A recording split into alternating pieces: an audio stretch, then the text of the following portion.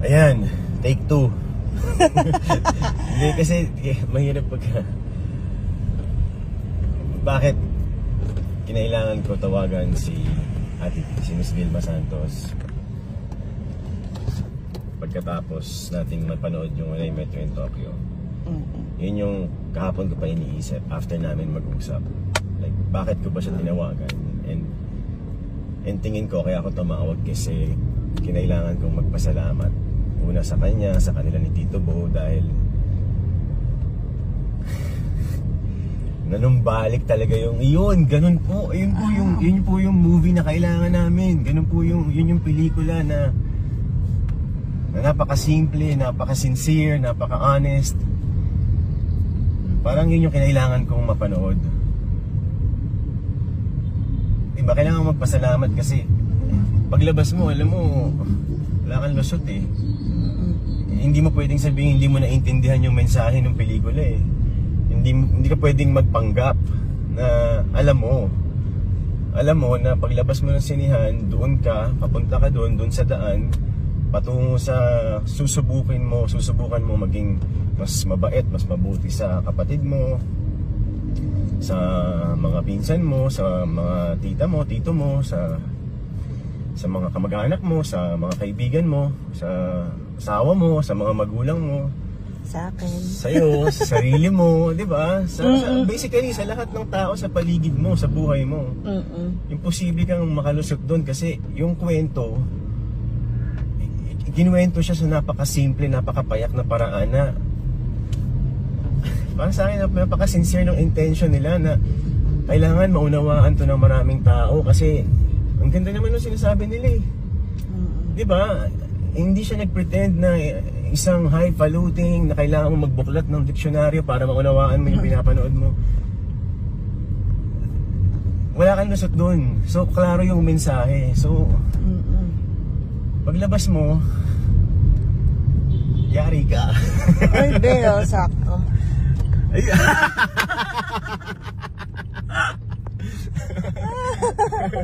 Hindi, di ba? Kaya siguro we need to be grateful kaya I wanted to make sure na makapagpasalamat ako kay Ate V na yan, kagaya niya, di ba? Mas senior sa akin, sila ni Tito Bo, and hanggang ngayon hindi sila napapagod gumawa, hindi sila nagsasawa na tumulong sa tao kasi nako, sa part 2 na lang to. Hi friends and Vilmates! This is Ate V.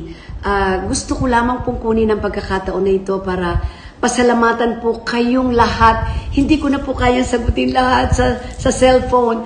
Pasalamatan po kayong lahat na bumati sa akin po sa pagkuha ko po at pagkapanalo bilang Best Actress sa Metro Manila Film Festival sa pelikula po namin When I Met You in Tokyo. Sa lahat po sa inyo na nagbigay po ng kanilang congratulations, maligaya po for me. Maraming salamat po.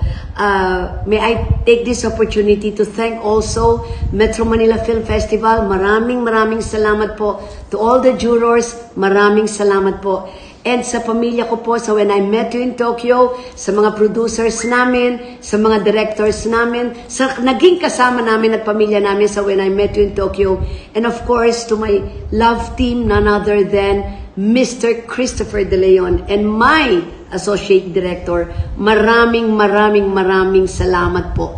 Shinare ko po yung akin pong award because I personally believe na yung award na yun ay hindi lamang para sa akin.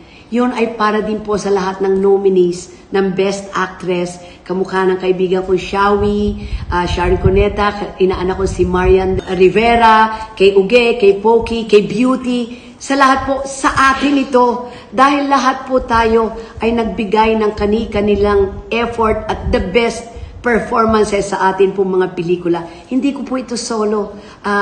Kaya po ako umiyak noon kasi ang advocacy ko po talaga, ito'y payback time na after more than 60 years in the industry, ito ay payback time na sa advocacy namin ni Christopher De Leon na magbalik po ang atin pong mga kababayan at yung sigla ng industriya mabalik po sa sine ang atin pong mga kababayan.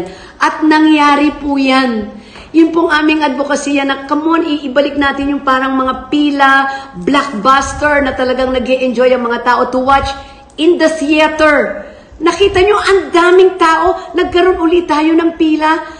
Panalo na po kami doon kasi nabalik na po namin kahit in our own little way, in our own little contribution sa industry, na ibalik natin yung sigla at bumalik sila sa sinihan. At the same time, maibalik ho yung tinatawag nating family values na lumalabas pag weekend at kasamang pamilya, kumakain, then they watch a movie, and then after watching a movie, pag-uusapan yung napanood nila over dinner, bonding, na hindi puro cellphone ang kausap, kumakain cellphone pa rin. So ito po yung gusto namin in our own little way na advocacy yung maibalik. At nangyayari po ito. And for us, panalo na po kami. And also, may I take this opportunity to invite all of you na suportahan pa rin po ang Metro Manila Film Festival. 10 movies ito na papanoorin po ninyo. Enjoyin nyo po ito hanggang January 7. At kasama po dito yung pelikula naming When I Met You in Tokyo. Ang istorya pong ito ay very, very simple. Gusto lamang po namin ipakita sa inyo ni Mr. Christopher De Leon how important love is. At any age, kahit anong edad. Sa mga Gen Zs, iniimbitahan ko kayo, hindi ito pang adult lang or pang senior citizens. Gusto namin i-appreciate nyo pag napanood nyo When I Met You in Tokyo, maramdaman nyo lang how important life and love is. You know why? Sa ating mga Gen Zs? Kasi darating din kayo sa generation na yan. Sa ngayon, malalaman nyo kung gaano ka-importante ang magmahal, kung gaano ka-importante ang magpatawad, kung gaano ka-importante ang pamilya, at gaano ka-importante to move on with your love and with your life. That is When I Met You in Tokyo. Gen Zs, darating din kayo sa generation na yan. I'm inviting you to watch When I Met You in Tokyo and appreciate love. And lastly, may I take this opportunity to thank all the critics o yung lahat po na nagbigay ng mga reviews regarding our movie When I Met You in Tokyo. Most especially, tungkol po sa love team namin ni Mr. Christopher De Leon. For so many years, up to this day, ay ina-appreciate pa rin po yung ginagawa naming mga pelikula ni Mr. Christopher De Leon. When I Met You in Tokyo, a more mature approach ng aming pong love team ni Mr. Christopher De Leon. Kaya sa inyo pong lahat, maraming salamat po. Siguro if I can make mention na I got the Best Actress Award, maybe because of some scenes they saw in the movie, or kay Ason, my role in the movie, kaya ako nanalo raw ng Best Actress.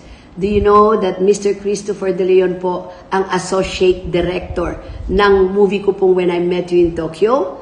At lahat po ng scenes na sinabi nilang maganda na ipinanalo ko, alam niyo po kung sino nag-direct sa akin doon? Ang director ko po doon ay walang iba kundi ang Associate Director namin, Mr. Christopher De Leon. Kaya Yetbo, from the heart, maraming salamat sa iyo. And I truly appreciate a big part of my career and my life. Parte ka, Christopher De Leon. And for that, I thank you. Sa inyo pong lahat, please do watch When I Met You in Tokyo. Sa mga Gen Zs, again, darating kayo sa generation na yan. And enjoy When I Met You in Tokyo. Enjoy love and enjoy life. Again, to all of you, Happy New Year and a most prosperous and positive 2024 for all of us.